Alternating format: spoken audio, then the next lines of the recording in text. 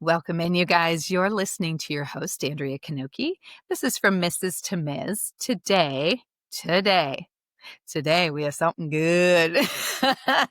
I have Lauren Elise Rogers is with me today. Hi, Lauren. How are you? Hello. I am so Good. wonderful, Andrea. Thank you for having me. Yes, I'm so excited you're here. You're just lovely to look at, too. You're just so pretty. And Thank so, you. like, your Thank you. smile just lights it up. You're making this very easy. So, for those of you who maybe don't know Lauren, I'll tell you a little bit about her. So, Lauren Elise Rogers is a certified holistic sexuality educator and embodied intimacy and relationship coach. She helps people reconnect with their bodies, confidence, and their deepest desires. She's known for her warm, grounded energy and her candid, shame free approach. I love that. Lauren transforms complex conversations around intimacy into empowering, real world guidance. Her work is rooted in her own pain to purpose story, which we are going to get to, so hold tight. And we are blending empathy with practical tools that invite clients to own their pleasure, explore authentic connection, and rewrite old narratives about love, sex, and self worth. So, from long term partnerships to consensual non-monogamy, life transitions, purity culture, and LGBTQIA plus experiences, Lauren creates brave spaces where honesty and healing can coexist. Wow. Boom. Anytime someone reads it, I'm like, wow, she's cool. Right? Also, like my bio says, this was not always me. And I know we'll get into it. But Yes. seriously, Andrea, I sit there and think, wow, if only Who is Lauren this? 10, 15, 20 years ago could have known that bio Yes. would be read someday. Wow. Wow. Wow. I know, and I love that. That's why I'm excited to hear your story because so many of us have come from so many different places. I was in the mortgage world forever, and here now I'm on here talking about sex and penises and everything, you know. And I'm loving it because it's the vulnerability, it's the Yes. authenticity, it's the taboo that nobody wants to Yes. talk about. Yes. So I love that you're doing this. So, okay, so let's start at the beginning. So, what first drew you into this fabulous world of sexuality, education, and intimate coaching?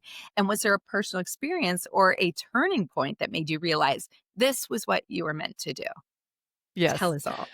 So we'll cull this down a little bit because there are so many different points where I should have known this would be my path Yeah. someday. But yes, specifically for your audience, what they need to know is that it was my journey from Mrs. to Ms. that showed I me love it. how little I knew about my own body, my own Yep. sexuality, the bodies of others. So, short version of the story, I was married at Mhm. 21 and was a virgin on my wedding Mm. night. I came out of purity culture. My sweet parents had found faith in their 20s and had wanted to provide something Uh-huh. different for their daughter than they had had themselves. I understand it was great intentions, really set Mhm. me up for failure though. So I was married for over a decade. It was highly unhealthy. There was alcoholism, there was Oh. all kinds of forms of abuse. It was really bad. Very, very bad. Yeah. Yeah. Several years after getting out of this relationship, my sweet ex Mhm. husband came out to me as gay, Andrea.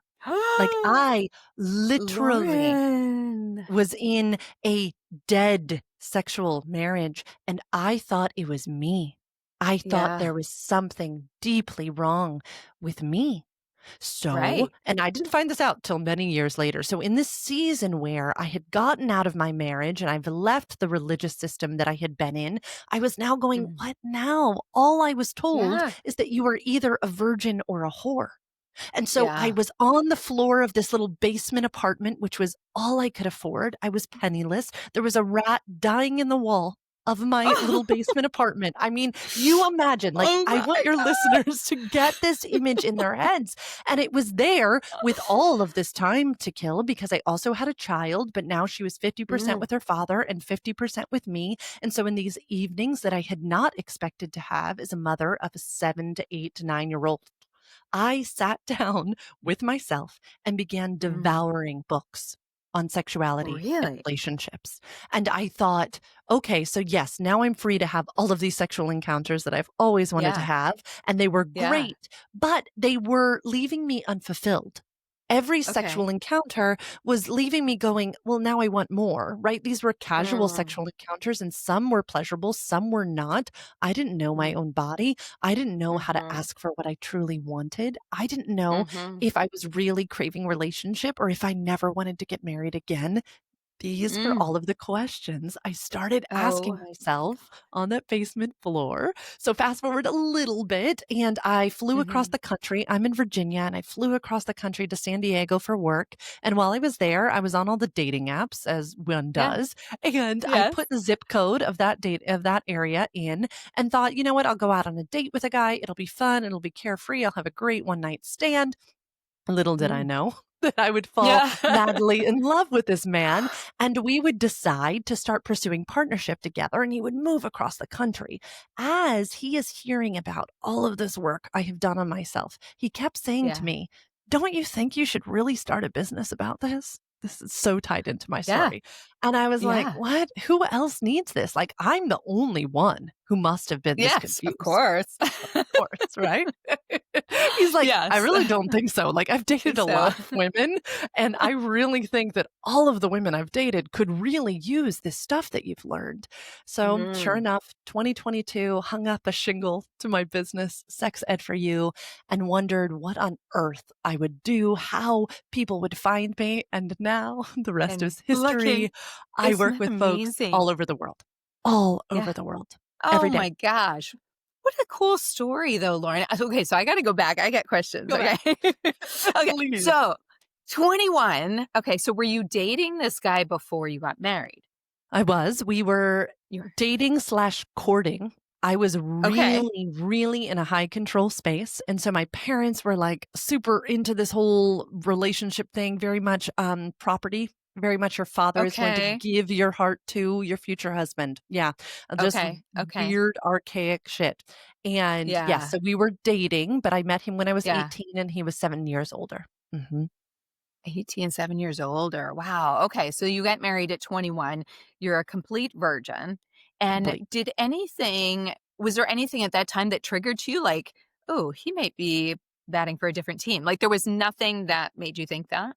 So, interestingly enough, he also grew up in a high control religion where if you Hmm. had any orientation other than heteronormative sexuality, Hmm. you were going to Hmm. burn in the fiery pits of hell. I mean, so this Mm. orientation was so pushed down in his body. Now, going Mm. back, of course, right? The first time he kissed me when we were dating, he then didn't kiss me again for months because, quote, I can tell now that you want me to kiss you. And so that's weird. So Oh there my there were gosh. many things such as the desire of someone for you that now, of Yes. course, right, I would know, but Andrea, I had been given no understanding No of direction. healthy sexual Mm. desire. I had been so Mhm. conditioned that a respectful man would honor your Mhm. boundaries and stay far away. So to me, this just felt like a version of Seem what they had always told me was supposed to yeah, be good. yeah. But seemed so extreme, I'm sure, to everybody else. Like, wow, Yes. when you're thinking back now, how extreme was that, you know? So, okay, so you went a whole decade and then he comes out of the closet. Was there again so nothing during that period of time too? And No. where is he today? Is he He is happily partnered. We are the best co-parents in the world. I adore his partner. I mean, it's like, "Oh, this is what we were always supposed to be. You were it's supposed what to be my gay yeah, bestie." Like, this yeah, makes complete sense, and sense. he's flourishing. He's truly flourishing, Yeah, and I couldn't be happier for him. The only yeah. true lesson that, I want everyone to learn from this is the repression Mhm. of orientation hurts everybody. Mm. And the Mhm. harm still gets to exist that he caused to Mhm. me because of these Yeah, years of repression. We should be shaking our finger at the systems that contributed to yep, his repression. Of course, it is not yep. only his fault. And yet it was very Yes. clear that this harmed, this was when I look back at poor sweet little Lauren from I 21 to know. 32, W 33. That what is yes. devastating. Those are important years. She should have For gotten great years. sex. And instead she was just so confused. So Oh confused. my gosh. So what were you doing to try to figure out, okay, so you're thinking to yourself, this has got to be me. Like Yeah. what things did you start doing during the marriage Yeah, that and it you mhm. like self-discovery? So, many people are shocked to find out that I also wasn't aware that women masturbated. Oh, So many folks ask this question, which I think is a mhm. fascinating question because I like to go back into my own psyche too. What are you doing, little Lauren?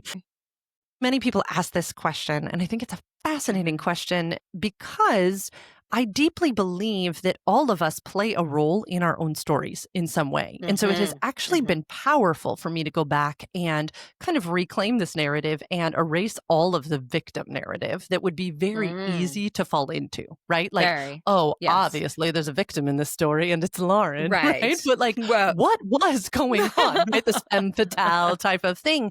And yes, I 100% want to make sure that we're not victim blaming. And right. interesting what was going on in my psyche. So some of it was, well, I need to work harder. I need to do more Mm. in order to be more attractive to my husband. So Mhm. some of it was Mhm. things that I see all of the time with women that I work with, Mhm. right? Let me drum up his desire for me if she has a higher Yeah. libido. See that all the time. Then Yep. also, I was struggling with this idea of masturbation. I had never been told, Andrea, that women masturbated. I was told Oh, that men did, and it was a yeah. dire problem that only Oh. should be inside of marriage. They only should be having sex with their wives. They should only be having penetrative intercourse. Mm. Wild world that I grew up in. Mhm. And Mhm. I was never instructed that women could masturbate and that this could be a beautiful way to learn what feels good on them. So Yeah. I taught myself inside of this practically sexless marriage to touch Yeah. myself, find my pleasure. And Mhm. sadly, it became the thing that I did so that I wouldn't have an affair. There were years in Oh. there where I was convinced I was going to have an Mm. affair because all I Mhm. wanted was to be looked at, to be Yeah. desired, to be noticed. Yeah. So hilariously, it was where I found my own pleasure and found how to bring myself to orgasm, which I'll take. I'll take as a winning prize in Yeah. there. You're fine. Mhm. That's amazing. So were you both the same were you from the same religion or you were not? We were both Yeah. Christians. I was raised in a Mhm. denomination that was crazy high structure and fundamentalist, and then he was raised Southern Baptist. But yeah, Mm. how the Mm. cookie crumbles. Wow. But it was I just wild, just wild. yeah. Incredible, incredible. So you've helped so many people unlearn sexual conditioning and shame from their purity culture. I know. Yes. Okay, so I have to know. So tell me, what is like the biggest lie you think people still believe about their sexuality because of that kind of upbringing? That they're What's the biggest broken. lie? That they're Mm, broken. And I would yep. say this is the biggest lie I see inside of shame-based obstacles due to Hmm. religiosity or Hmm. anywhere. What's really Yeah. interesting and was actually very freeing for me was that my obstacles were very similar to the obstacles that everyone has. And so it Yeah. was almost a feeling of I'm not alone. I am so surrounded by so many people who also feel that they're Mm-hmm. broken. And it's because of societal scripts. It's because of religious Yes. scripts. It's Yes. because of media. And Andrea, once I learned this, it was like, oh, ladies, get in. We're all driving. We ride at dawn. We've got to change these scripts because there's nothing wrong Yes. with us. It's just this conditioning and the narratives that culture and Yeah. media and religion have given us. Oh my gosh. So, okay, so you started rewriting these sexual scripts, right? So you've talked about that. So if you can erase one belief that society drilled into us about sex or relationships, like what would it be and why when you're rewriting these? What do you think? Mm. Let's pick one of my favorites that maybe will really relate with your audience. I think Okay. gender norms. This Yep. idea that women are craving safety, security, this Mm. boring monotony. And that men Mm-hmm. are the ones with these ravenous appetites who want this and that and this and that. It's Yeah. not based in science or medical fact. Women are Yeah. actually the ones who are more voracious, who really Mm. crave adventure and I risk, and believe who are it. bored out of their minds sexually. And when I Mm-hmm. learned this, I was like, well, wait a second. Why are we all sitting back waiting for fill in the blank. Why aren't Yep. we out there standing in our desire and our cravings and looking Mm. for sexual partners who are interested in playing with us in those spaces? And what I see, Yeah. whether someone is in a long-term partnership or casually dating, is that when Mhm. people in female bodies can get clear on this, I see men, if they're interested in men, go, oh, thank God. This is so much easier. If she tells Yeah. me what she really wants, then I can consider if Mhm. I'm up for that task. But when she's sitting there playing like she is supposed to be, oh, right, that femme Yeah. fatale thing Yeah. again, it Oh. really, really gets confusing. I think, again, for both those types of individuals who are just interested in recreational dating, all the Mhm. recreational dating is wonderful, and those who are inside of long term partnerships. I see this Yeah. narrative, this script really Yeah. throwing us off because then we think, Yeah. again, what's wrong with me? Why am I broken? Yeah. Why am I not happy? Why am I not content? Well, it's because Yeah. the script needs to be rewritten. Yeah, and I love that. I think it goes back a lot of it too, like you said, how we were raised, not only just religious wise, but just how we were raised within our family. My mom was older when she had me. I mean, she was 40. And so we never talked about sex. We didn't talk about anything to do with that, you know? And so I just remember feeling very like nervous and shameful about it. I remember at 14 years old seeing Dirty Dancing movie and Patrick Swayze. Oh my God. I was like, it was then that I knew I liked older men. I couldn't sleep for months just thinking about this man. And I was so ashamed of that and like hiding it. And oh, I can't talk about this, you know? And it's so funny how then I feel like it's also going through my marriage, and I just was very similar, just it was very sexless marriage on my part.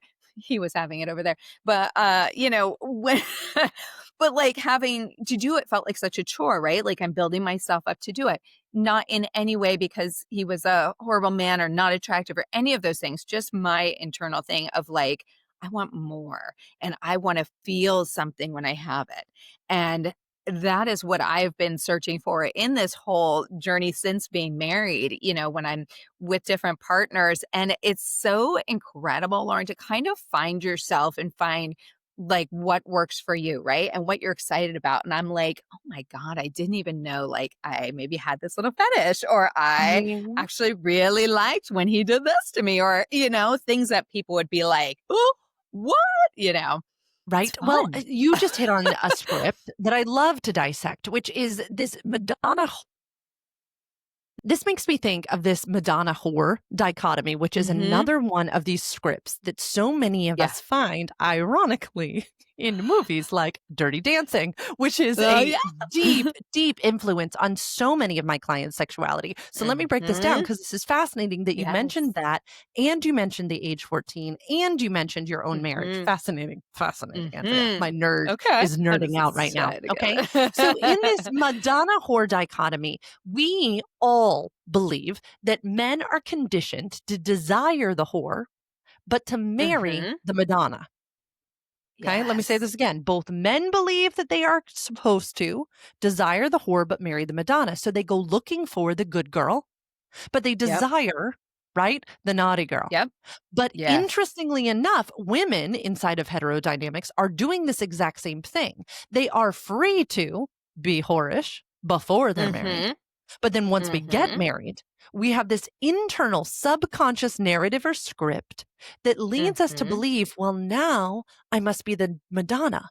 And I have Yes. so many women find me and who are like, wait, what happened? I used to like Yeah. sex and now it feels obligatory. So fascinating, Interesting. right? That so much of this comes from these old scripts and narratives. And it's so Mhm. funny when you look at our core erotic themes that are 100% born from what we were experiencing at 7, 14, and 21. Interestingly enough, Mm. 7, 14, and 21, which you named one of these ages. Yes. Okay, so I at 14, did. what was imprinting itself in your psyche was films like Dirty Dancing. And what's Mhm. interesting about that is all of the incredible cornerstones of eroticism that are present in this film, of which I'll go into, and yet no healthy relational dynamics. There are none. In Dirty Dancing, it's not known for its healthy relational dynamics. But No. that's what we were being fed as what is Yes. titillating, what is erotic. Jack Mm. Moran, one of my favorite researchers of all time, came up with these four Mhm. cornerstones of eroticism that he found are there inside of most humans and Mm. predominantly strong in some area. So I'll say them, and then you Mhm. tell me Okay. from your memory of Dirty Dancing, which one of these Which four one? cornerstones, if not all, show up for you. Yeah. Okay, which ones feel Okay. really important to this story of Dirty Okay. Dancing? Okay, the first one Okay. is longing and anticipation. Okay. This longing for this thing that's just out of reach, built up over time, Mm. anticipation and longing for another. That's number one. Okay. Number Okay. two, violating prohibitions, some amount Mm. of naughtiness factor. Okay. Mhm. Number Mhm. three, search for power. So this is either power Mm. over, power under, often an age dynamic. Okay. Number four is overcoming ambivalence. Now, this is a typically really weird one, but Dirty Dancing nails this one, which is one or both parties have to feign ambivalence so as Uh-huh. not to be caught as because Yeah. in real life this would be an inappropriate sense of relationship. And what this Yeah. does is feed our erotic engine. It makes us want more. So Mm. of these four, longing, anticipation, violating Anticipation. prohibitions, search for power, and overcoming ambivalence, which of those four feels Interesting. most important to you with Dirty Dancing? I feel like it was the search for power is what I feel like that was, and I feel like it's still here today, Lauren. I I just said this to my girlfriend the other day. I said, "There's times when I feel that I've used my sexuality for the power over the man," right? So I've really worked on myself. I've grown. I've learned things that I can do very well, things that men like, and it's become where I don't know what I'm doing. So from that though, I feel like I in my head at times I'll be like, "Oh, I know if I just do this, I've got him." Yep. And that I think is a little bit of that power that I like, and it keeps them around. It's that platinum pussy. you know? Yes. Oh, and this is just Yes. such beautiful territory to acknowledge, Andrea, right? Mm. Because I love Mhm. to say that in so much of mythology, the goddess of Mhm. sexuality is Mhm. often also the goddess of death and destruction. And I think if Mm. we can't look this in the face and Yeah. understand our true power, okay, the true Yeah. power of the pussy, okay, Mhm. we are Uh-huh. destined to eventually cause some harm. Yes, we Oh, know a true woman who knows her power. We know yes. that we could We use know. this power of our sensuality to manipulate, which Yeah. honestly is why I think there is so much misogyny and patriarchy in this Yeah. country. I Yeah. think that people are aware of how strong women and their sexuality can be. And Mm. what's the like Superman line? Like with great power comes great It's great responsibility. And responsibility. I think you're hitting the nail on the head here is that once we Mm. step into our power, we kind of realize how incredibly intoxicating it could be and that we Yeah. must be careful when we're yielding this power because it could, Yes. yeah, with a certain this and a certain that, Yes. you Use better it believe. wisely. We have I them by the know. balls. It is true.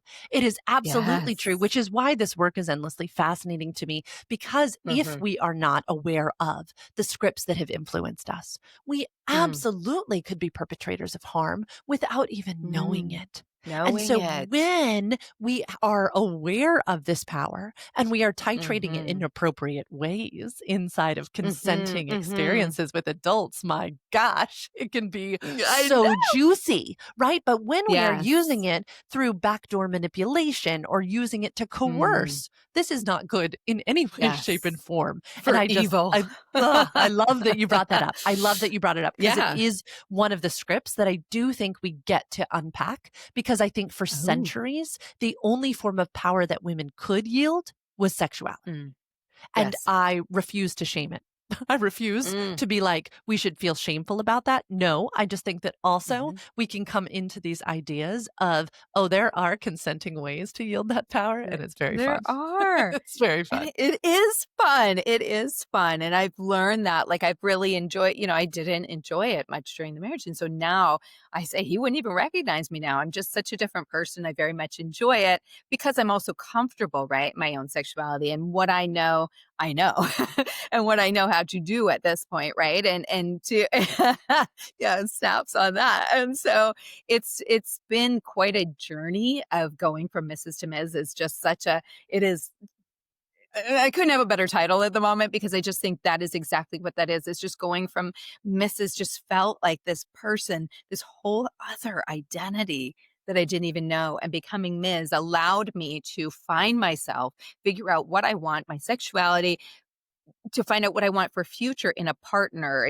and safety and all of those things. I do still want those, Lauren. I want to feel safe. I want to feel loved. I want to feel secure, but I want to feel like a woman, right? Yes. So it's been so amazing to experience all of these things. And now I can look forward to I do want to get married again one day because I want to feel that cohesiveness and the bond with somebody that I am truly in love with and feel and have that whole thing because I don't know what that really felt like, right? I just got in young and things happen. So it's exciting to go through a journey and I love that you help people do that and discover these things because we waste so much time blaming ourselves, Yes. you And know, I and just, just feeling that way.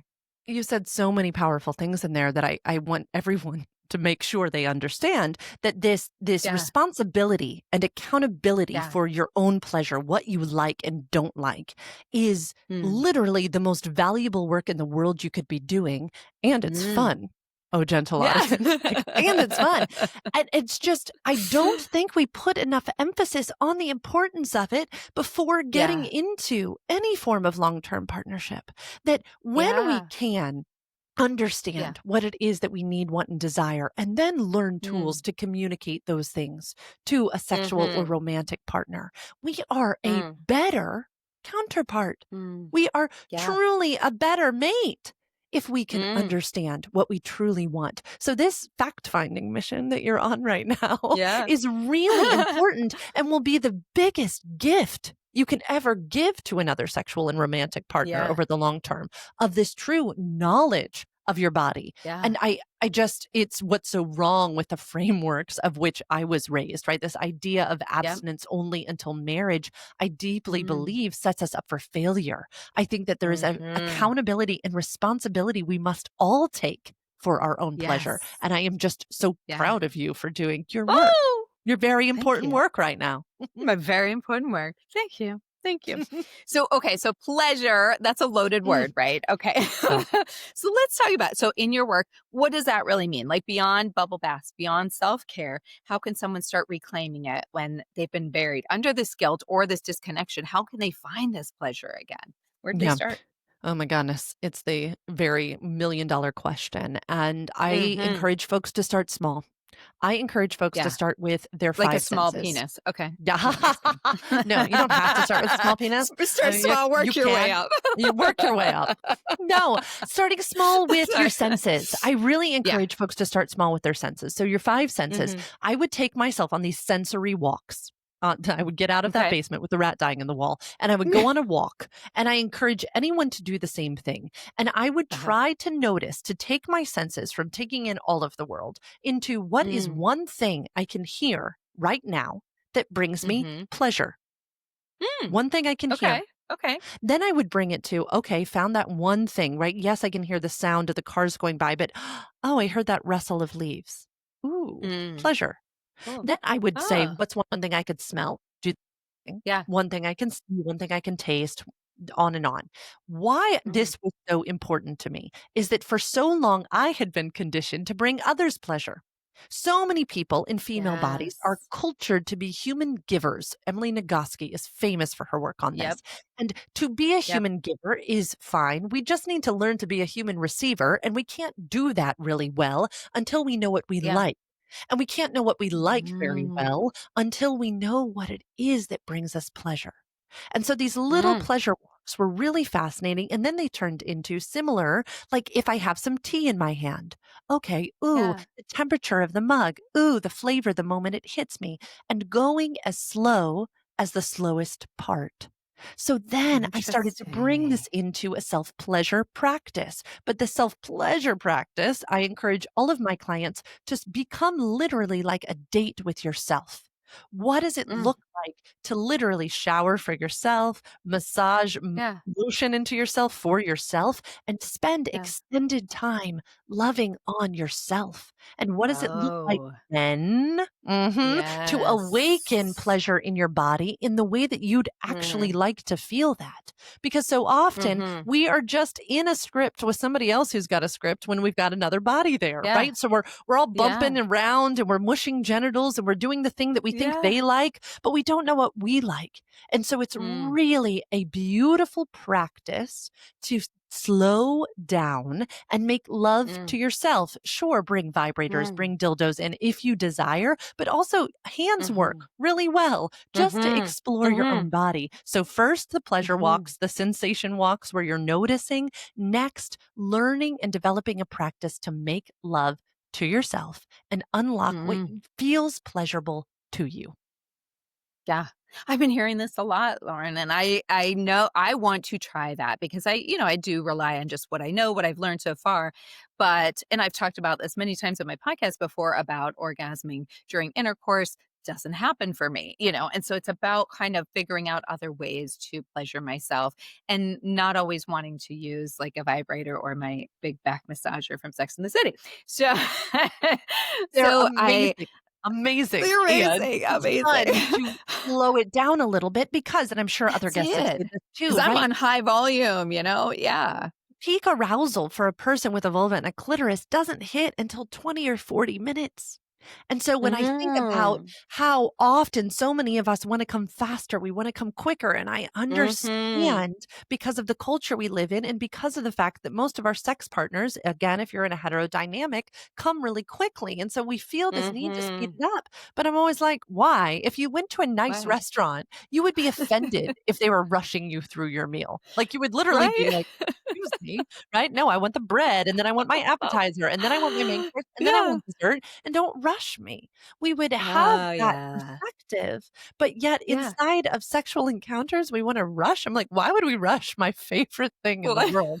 This seems really silly. I want more sex, longer sex. And so, Yeah. again, I love vibrators and I never want anyone to hear me say, like, shoo away the vibrators. And it is amazing to feel our bodies come alive and truly reach peak arousal if Mhm. we are playing Mhm. with ourselves for 20 to 40 minutes. Mhm. Yeah, you should try it Mhm. if you haven't. Yeah. You should try it. It's I fun. love it. So do you consider that you talk about, like, embodiment a lot. Would that be very similar in ways to get connected, kind of doing the same things that we're saying for pleasure? You would, and it's interesting because I call these my pleasure hacks. So once you Mm. have developed this little tool of taking a sensation walk or a pleasure walk, and once you have Mhm. developed these different ways to bring yourself to pleasure, then we Mhm. can skip ahead sometimes. So when I'm Mm. in a long day of sessions, I learned in this self-pleasure long time with myself that I really Mhm. love for people just listening. I'm stroking the inside of my arm right now. I Mm. have Yeah. learned that the back of my nails on the inside of my arm is one of the most calming and sensual things that I can do to myself. And so, Ooh. throughout a long client day, a long day of podcast interviews, most folks will find me You stroking doing the inside of that? my arm because of this. If the opportunity presents itself for me to get lucky with my partner later, Yeah. I want Yeah. to already be in a pleasurable existence, Andrea. I Ooh. refuse to say that I need to be operating like a man all day and then hop in Mhm. bed and all of a sudden be this Mhm. woman who's aroused. No, I Mhm. wanna just live a more arousing life. I want to Yes. live a world that doesn't feel like my first marriage. I want Right? to be more embodied, be more in my body, and Mm. sometimes it takes me slowing myself down and saying, "Lauren, you don't have to work to deserve pleasure. You just Yeah. deserve pleasure." You just And deserve this it. keeps me in that mindset so that Yeah. when the opportunity presents itself with my partner, it's not Mm. such like a slamming of one door and opening another. We talk Yeah. often about the pleasure gap because Yeah. women, it takes us longer to orgasm inside of sexual encounters. And Yeah. I often think it's because we just don't live pleasurable lives often. And I'm like, Quite more true. pleasure, please. More pleasure. So when I Yeah. talk about embodiment, this is what I am talking about. What does it look Okay. like to live life in a more erotic way? What does it look like to Mhm. consult the erotic needs inside of us? What would it look like for me to be 10% more comfy? Yeah. Maybe I bring a cup of tea to a podcast Yeah. interview. Maybe I have a Yeah. blanket around my lap. What does it look like to consult my sweet, precious body before I Yeah. enter into a day? And how does that change my choices? And it's life changing for Ooh. me. Wow. And it's kind of like foreplay all day, right? Yes, Like you're just yeah. yes, They say foreplay starts at breakfast. I love that though, because and also, yeah, just to make sure the listeners are understanding, like it's just about taking the things that we do every day, every little simple thing, but breaking it down and really being in the moment with it, right? And feeling it, like you said, hearing the leaves rustle, just the rubbing of your hand. And you have discovered this, Lauren, like from doing exactly what you are preaching to everybody to do. You discovered this is what makes me yes. And like a little aroused. Yeah. uh-huh. And Mhm. this is why I think it's very interesting, especially for your podcast and your Mhm. audience. I learned these things when I was a Ms. And I have brought them all into my second rendition of Mm. being a Mrs.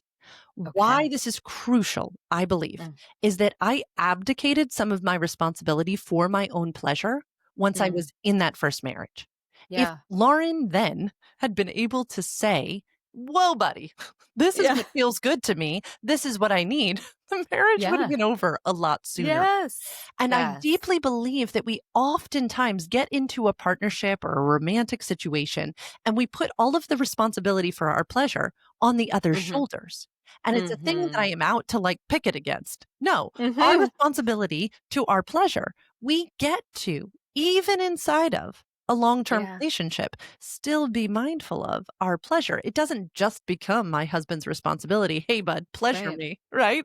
No, Right, what does right. it look like for me to say, no, no, no, my job, my job. Yeah. So if I've Yeah. had a long day, what do I need to get back Mm. into my body? Is it a walk? Is it slowing Mhm. down? Is it a bath? Is it staying connected to myself instead Mm. of separating away from it? And it's just, Mm. it's so fun to me for this audience because the things that Yeah. I learned and still use, I Yeah. had to learn once I was truly alone to myself. And it was Right. amazing. And I just still use them now. So, yes. Yeah. No, I think that's great. And do you think sometimes there is the hidden shame behind it? So, a lot of, especially a lot of couples, maybe they still have shame showing up in these long term relationships and they're not really sure, I guess, what they can do to heal that. Do you have some ideas for, and maybe as a couple, things that they could do to kind of get rid of that shame? Yeah, That'd be I nice. I think it would be fun to sit down with a partner if you Hmm. feel that shame is still coming up and do Hmm. some fun like writing exercises. Mm. So, one that Yeah. pops to my mind immediately is what is normal sex? What is Hmm. normal sex supposed to look like? This comes straight Yeah. from Emily Nagoski again, her second book, Come Together, which is a long term partnership book. It's so good if folks haven't read it. Hmm. And it this is fun for the one who is Oh, when we can put this down on paper, what hmm. normal sex looks like, beginning, middle, and end. It is really, really, truly fascinating because then we get to start seeing, oh, wait, where is this a script? Where is Yeah. this what is really living in you, other partner? And where is Hmm. it living Living in in me? me. And then we can start to see, ooh, where is the root of this? So, an Yeah. exercise I do with my clients is go back at 7, 14, and 21, kind of like you and I were doing, Mm. and Mhm. go to those ages and see what was influencing them.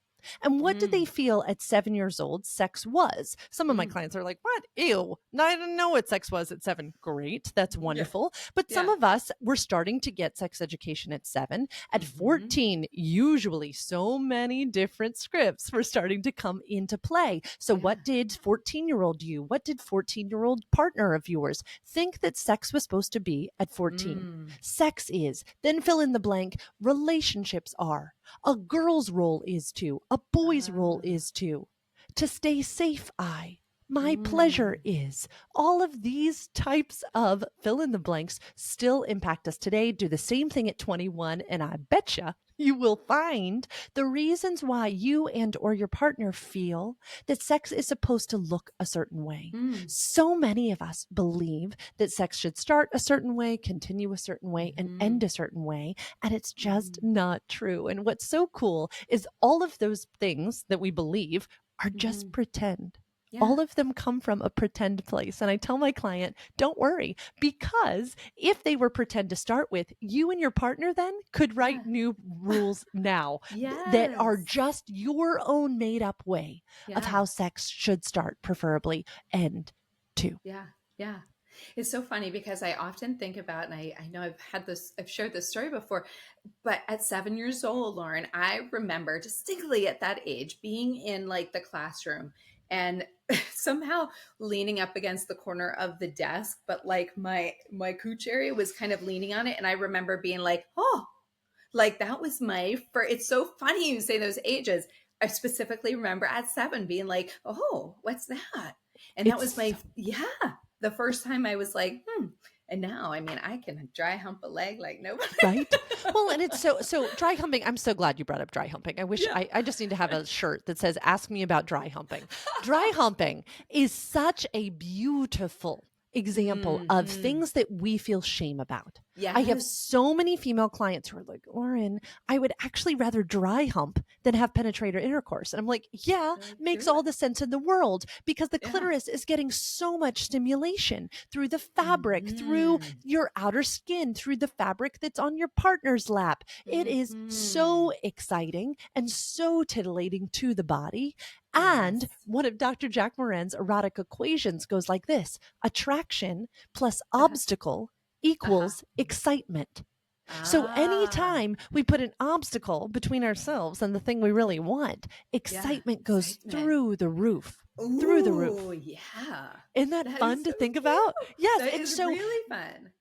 I want to bring back dry humping. It also is engaging the hips of the person with the vulva. So by moving your hips, you are literally generating more and more blood flow to this area. And we are meant to move our hips as women. We've been dancing for centuries. We need to move our hips. And so much of media shows sex as a woman lying flat on her back.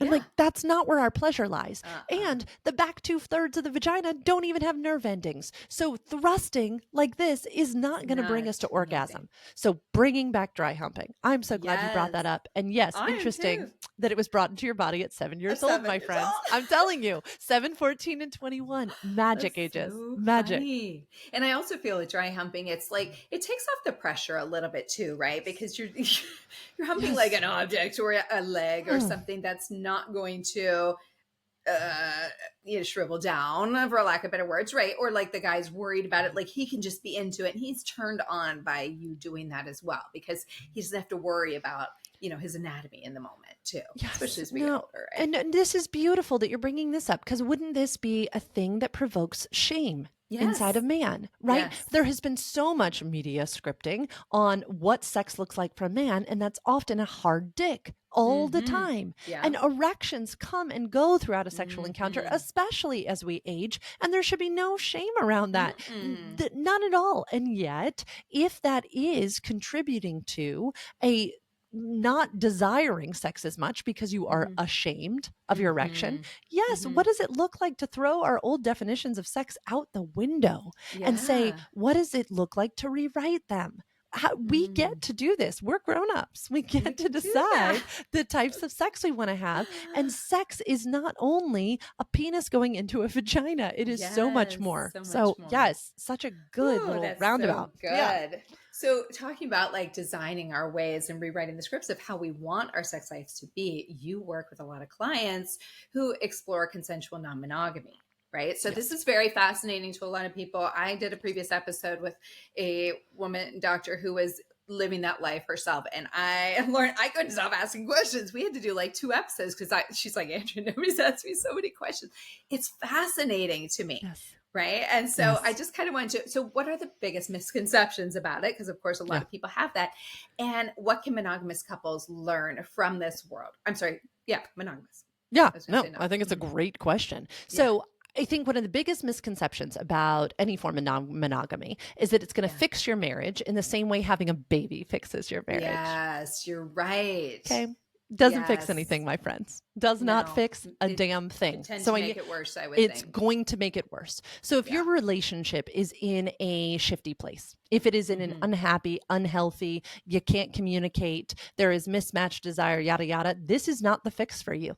And Yeah. I think the number one misconception is that people are doing this because they're unhappy, right? Mhm. And I think that we need to erase this myth. It's not what's Mhm. happening. Now, do Mhm. some folks come to me and think that they want to move into non-monogamy because they're unhappy? Yes, they do. Mhm. And do I say, Mhm. slow your horses? We have a lot of Yes. other work to do first.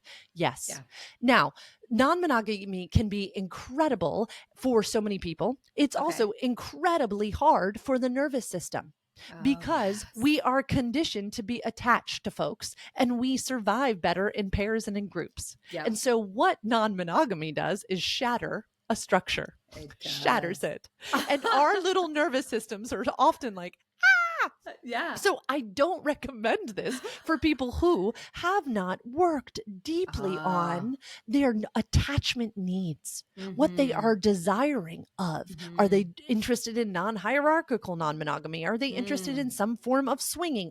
There are so many things that I am Right. sure you and this other guest talked about that are so juicy and should be explored. Yeah. Now, what I think that anybody can utilize from our teachers and existers in non-monogamous spaces Mm. is this: Mm. that when we choose a partner, our desire for others does not just go away.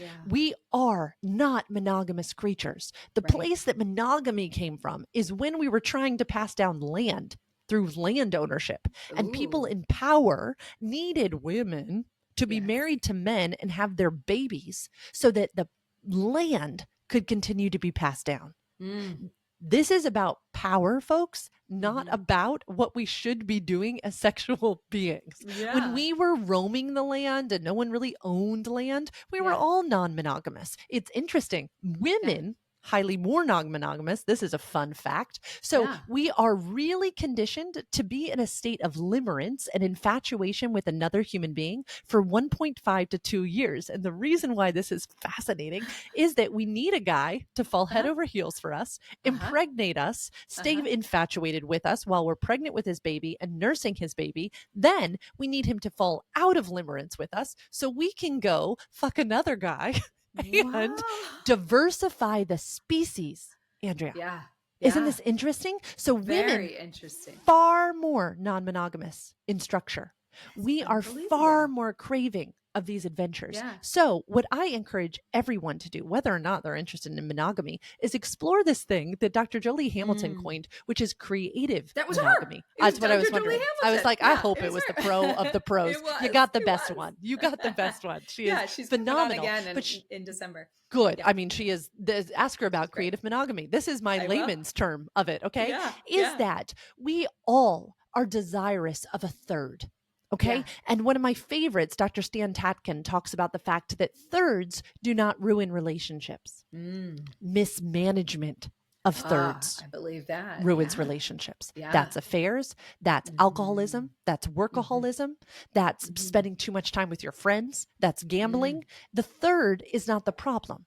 It is the Mhm. mismanagement of the third. So when Mm. we can start to expect that thirds will Mm. come into our stratosphere, then we Yeah. can start to use it. So a way my partner and I use it is we know each other's types inside out and backwards. So if we're in Yeah. the grocery store together, we'll kind of split up and then we'll Yeah. like pass each other and I'll be like, hey, check out aisle 8. And he'll be like, you should look at aisle 10. And then we'll go by and we will allow Yeah. freely one Yeah. another to exist in the energy of other attractive people because Yeah. human beings deserve to be attracted. And then we'll Mm. bring it home into our partnership, How right? amazing is Like, that? uh-huh. And it Uh-huh. becomes so fun to know Yes. that our partners could go be with Mm. anyone, but they are Mm. choosing Choosing. to be with us. Yes. So hot. So Ooh, hot. I do love that. That is so hot. I like Mhm. that. I love because it's along the lines of like a little role playing, right? Yes. But you are being very much yourself and you're allowing each other to explore and find something and then bring it. Oh,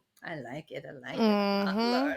Oh, it's It's so so fun good. and celebrates desire and being desired. And if there's Mm-hmm. one thing I hear almost weekly, it's I want my partner to desire me more. Mm. Or I Yes. want to desire my partner more. Yes. And I think Yeah. we have strangled desire. We have made Mm-hmm. desire only need to exist inside of this condoned, safe, boring space. Mm-hmm. I'm like, Mm-hmm. what happens if we go to a bar, but we don't wear our rings Right. and we pretend to be strangers or we flirt with other people and then we leave together? What Yeah. happens when we lean into these spaces, not away from them, and Yeah. embrace the fact that we are still living, breathing, erotic beings? Because Mm-hmm. when we start to view an invitation to sex as an Mm-hmm. obligation for sex, that Mm-hmm. is definitely going to be an Ruins it. anti-aphrodisiac every day. Yeah. Yeah, yeah, and that actually leads into what I was going to ask next, which consent. Talking Mm. about consent, right? As something, you describe consent as something that is ongoing. It's not just a box to check off, right? So, how do couples make consent feel sexy Yeah. and alive rather than like more clinical or awkward? Like, what do they do in that case? I like to use Dr. Betty Martin's definition of consent, which is an Mm-hmm. agreement that is come to by two Mm-hmm. or more people. Okay. Okay. It's Mm-hmm. evolving, it's ongoing. Yes. And so, yes, I view that some people are like, oh, consent is so unsexy. I'm like, it's Mm-hmm. not. One of the very first things I said to my now husband on our very Mm-hmm. first date, as he's talking and we're standing in the lobby before we're going out on the town, as he's Mm-hmm. talking and I'm getting enraptured by his lips. And I said, Mm. oh my God, may I kiss you? It Whoa. it was not unsexy, Andrea. Like it No. was full of wanting. And I think Yeah. we take away the joy Mm. of somebody else getting to stand to their agency and be like, Yeah. "Mm-hmm, yes." Mhm. Right? And what was Mm. so hot is I said, "May I kiss you?" And then he just leaned in and did it. He It was did. so hot. And Oh, so I think if we think of consent more as an agreement, then we yeah. could craft an Mm. agreement wherein the things inside of that agreement are Mhm. pre agreed to. Now, it's Mm. necessary that we say here that consent can always be revoked. We Yeah. could say that we're interested in exploring Lauren's creative monogamy thing on a date with a Mm. partner and then get there and go, you know what? Something's off in my nervous system. Can we revisit this Yeah. another night? Or, you know Oh. what? My best friend had this happen right before and I'm Mhm. really preoccupied with her. I don't know if I'm quite in the Mhm. flirty space I was. Can we Mhm. pause this game and revisit it? Yes. But Yes. being able to ask two questions that I love, Mhm. again from Dr. Betty Martin, are these two questions: will you do this to me? Or Mhm. may I do this to you? These Mm. two questions have changed my life, Andrea, Mm. because when we are able to stand in our wanting and Yes. express what we want either to do to our partner, may I dry hump you Mhm. for the next 20 Mm. minutes, right? Or will you, You? right, go down on me for 20 minutes and can I just Yes. zone out?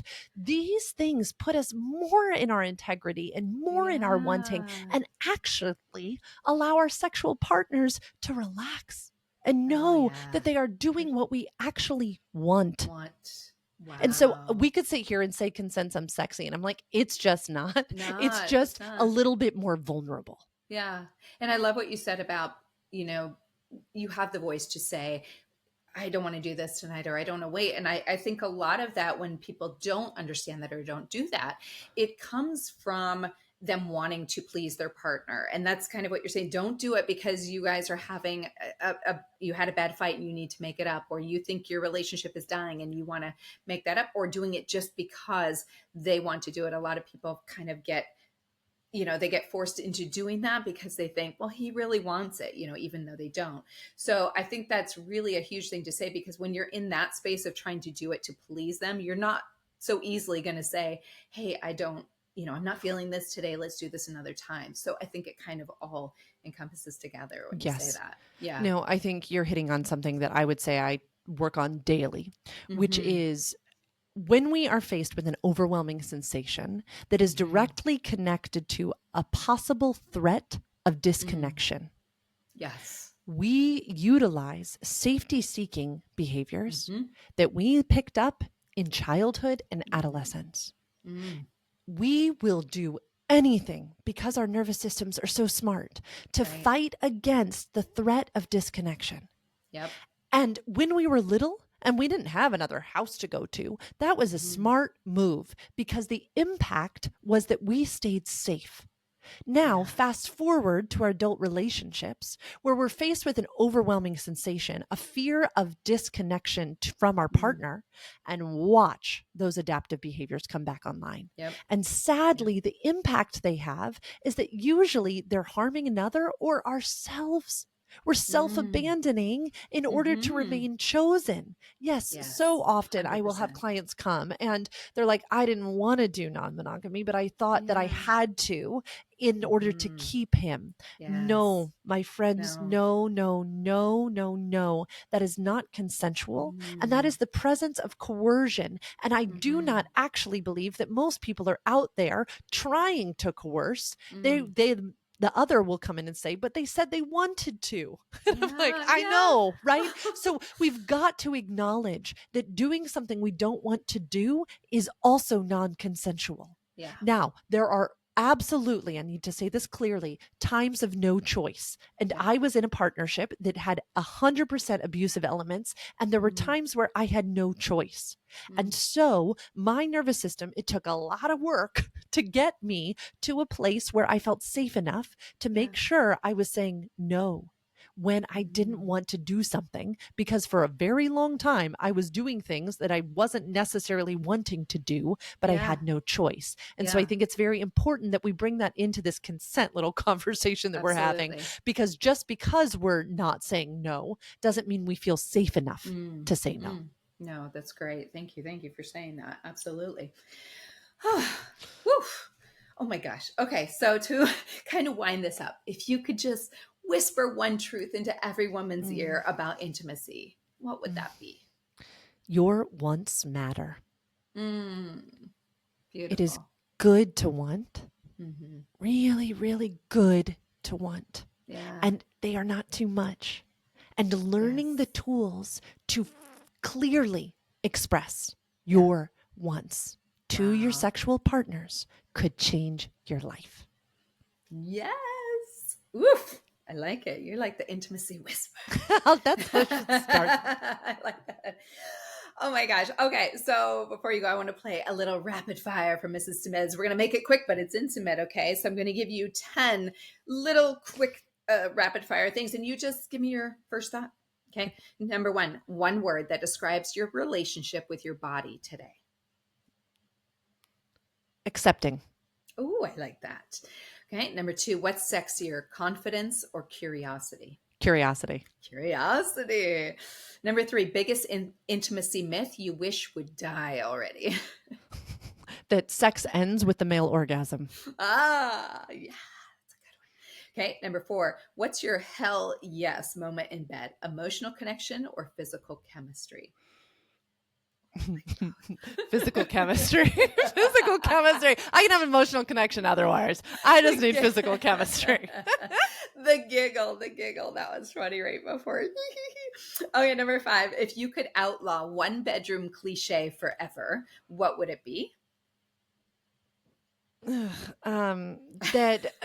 So many, so this is like hard to sort through. That women are to lay on their backs and lay still. The amount of pinky promises I have done with clients, like, you better promise me you'll never lay on your back and freeze again.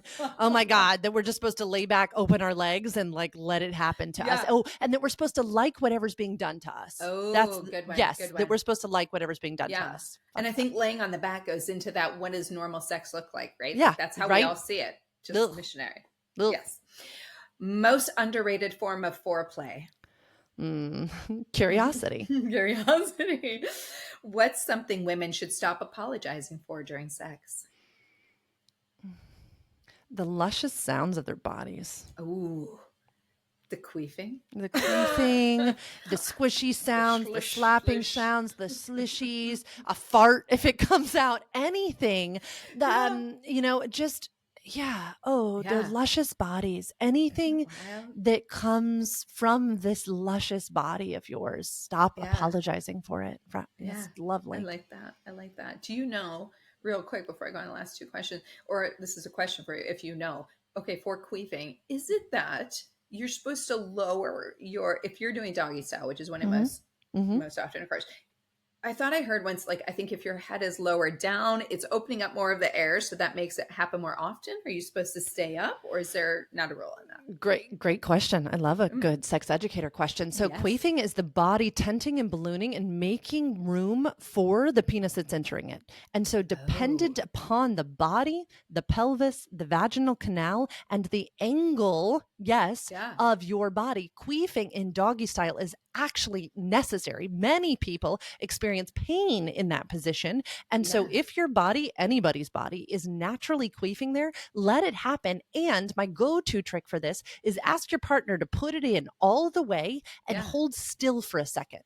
And then do in your mind Yeah. this drawing up, almost a Kegel action on your Okay. partner's dick Yeah. and pull it further inside of you. Then roll your hips around Uh on huh. this penis, Uh huh. letting your body really get accustomed to this new angle, Okay. then Yeah. restart and see if it Then goes restart. away. Yeah, but Whoa. that's your body naturally making more room, which is wild that we can do Yeah. that. I mean, it is a real it's a sign of high arousal. So tell your partner, turn around, give Yeah. them a high five. I mean, so it's a high arousal sound and it should be a turn on, but so Oh many of my us have God. it's a shame point and it It shouldn't is be. a big misconception because Yeah. we relate it to a fart, right? We're No, like, oh my God, that wasn't me, it means that you are highly aroused. So, I mean, if you need to Interesting. pause and say to a partner, hey, I do this when I'm incredibly turned on, Yeah. I often tell clients to do that. If you're a big queefer, I am. Yeah. Tell your partner, hey, you're doing a really good job. That is the sound of my body literally expanding because it's so hungry for you. I mean, Wow. just just get on it. Say it, declare it. Oh Yes. my God, your partner will learn to be like, oh my God, am I doing the thing again? I mean, it becomes real fun if we reclaim Yeah. it. But yeah, Yeah. another way to really circumvent that would be to get inside you the thing you want inside you, whether it's a dildo, a strap on, a Yeah. dick, a hand, whatever it is, and let your body get like a wrap Absorb it. around it. Yeah. Yeah. Wow. Good, And is good that little. the actual, that was good. I know I've never talked about that on here. Is that the real scientific term for it, or is that just a slang So term? Do you know? queefing, yeah, is the slang term. What is Okay. really happening is tenting and ballooning. That air passing Mm. through. I think we do have a real name for it, but nobody ever uses it. I'll get back to. It's just I'll get most back to. fun. I don't remember because everybody just calls it queefing, but it is this act of tenting and ballooning that our vaginas do. I mean, it's amazing to watch them. They go from like this long to Yeah. making room for whatever they want to Every, enter. I mean, wow. it's I'm so amazing. glad I asked about that because that's always been a little, It's a shame thing. thing I that I've never know. And asked. it is actually a sign of turn on. If you're Mm. not queefing, get a little curious because so many people are like bearing down to try to Yeah. avoid it. Yeah. Ladies, Yeah. Well, start listen to me asking, should I go lower? Should I go higher? Should I No, adjust to it to bring make on it the stop? queefing. Yeah. All Yeah. right. I like that. Okay. Finish this sentence. The hottest thing a partner can say is, Tell me something I don't know about you. oh, I like.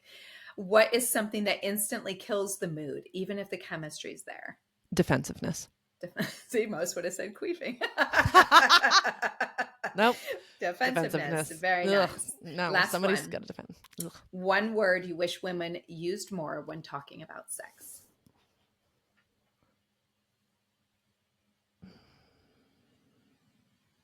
I want.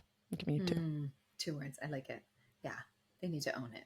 Mm-hmm. I love Mm-hmm. that. Because whatever it I love is, that. right? I just whatever it is, I want fill in the blank Yeah. and standing in their wanting. Yeah. But Yeah. anytime a client says I want in a session, I literally start squealing. I have a little bell Oh, that sometimes yeah. I ring and I'll say You that, like it? did you hear that? Did you hear Uh-huh. that? Because so many of us have a hard time Yes. naming the things that we want. And Yeah. so to be able to stand in our wanting, I think is one of the most glorious things on So earth. good. Whew. Hot, hot, hot, girl. This was so good. Thank you so much. Tell everybody, Lauren, where can they find you? Tell us Yeah. all your goods. All the goodies. All the If goodies. you want to know more about me, go to sexedforyou.com/connect. On that page, sexedforyou.com/connect, I have a link to my socials. I have a link to my entire playlist of other podcasts I've been on. There's a link to Perfect. request a free consult with me. All of the good stuff lives at sexedforyou.com/connect. Oh my gosh, you guys got to find her. She's amazing. Has so much great information. It was so easy to talk to you, which is what was so nice. I know it was just like talking with a girlfriend and being able to be vulnerable and honest. So I appreciate that very much. So welcome. So good. For you guys listening out there, I hope you enjoyed that so much. We love having Lauren here. And if you are looking for me, you can find me at from.mrs.2.ms on social media. And you can email me with any questions, comments, concerns. Don't forget to like, follow, subscribe. If you want me to have more episodes like this with Lauren, please let me know. Everything you do helps me get that. So you can find me at www.from.mrs.2.ms.com. All right, you guys, we will see you guys next week. Have a good one. Bye. Bye-bye.